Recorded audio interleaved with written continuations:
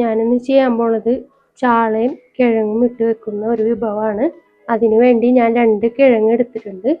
ചാള ഒരു 1/4 കിലോ, മുളക് പൊടി, മഞ്ഞൾപ്പൊടി, ഉപ്പ്, ചെറിയുള്ളി കുറച്ച്, വെളുത്തുള്ളി 3-4 എണ്ണം, പച്ചമുളക് 2 എണ്ണം, വേപ്പില, പിന്നെ കുടംപുളി, പിന്നെ അത് താളിക്കാനായിട്ട് വെളിച്ചെണ്ണ.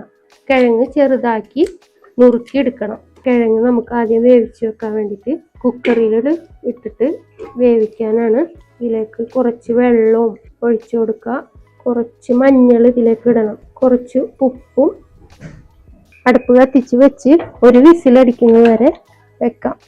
അതിൻ്റെ ഒപ്പം തന്നെ ചാള വേവിക്കാനും അടുപ്പത്തേക്ക് വെക്കാണ്. ചാളയിൽ കുറച്ച് വെള്ളം ഒഴിക്കണം. പാകത്തിനുള്ള മുളക് പൊടി ഇതിലേക്ക് ഇടാം. കുറച്ച് മഞ്ഞൾപ്പൊടി. മഞ്ഞൾ നമ്മൾ കിഴങ്ങിൽ ഇട്ടിട്ടുണ്ട്, അപ്പം അതിനനുസരിച്ച് കുറച്ചിട്ടാൽ മതിയാവും. പാകത്തിനുള്ള ഉപ്പും ഇട്ട് കൊടുക്കാം. അടുപ്പ് കത്തിച്ച് വെച്ച് ചാള നന്നായി വേവിക്കണം. ഇതിലേക്കുള്ള പുളി ചെറിയ കഷ്ണം ഇട്ട് കൊടുക്കണം. ഇതിൽ നമുക്ക് ഒരൈറ്റം കൂടി ചേർക്കാനുണ്ടായിരുന്നു. അത് തേങ്ങയും പച്ചമുളകും വെളുത്തുള്ളിയും ഉള്ളിയും കൂടി അരച്ച് ചേർത്തിട്ട് വേണം ഇനി അത് തയ്യാറാക്കാൻ. അരപ്പ് റെഡി ആയിട്ടുണ്ട്. ഇനി നമുക്ക് മീൻ വെന്തോന്ന് നോക്കാം. വെള്ളമൊക്കെ വറ്റി നന്നായി വെന്തുടഞ്ഞിട്ടുണ്ട്.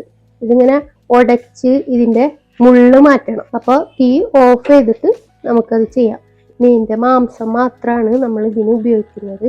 മീനിൽ നിന്ന് മുള്ളൊക്കെ മാറ്റി ഇതിലേക്ക് നമുക്ക് കിഴങ്ങ് ഞാൻ ചേർക്കുന്നുണ്ട്. അടുപ്പൊന്ന് കത്തിച്ച് കൊടുക്കാം.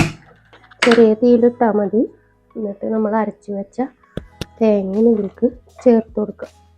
നന്നായി ഇളക്കി ചേർക്കണം. നമ്മൾ കൊള്ളിക്കിഴങ്ങും ചാളയും കൊണ്ടുള്ള വിഭവം റെഡി ആയിട്ടുണ്ട്.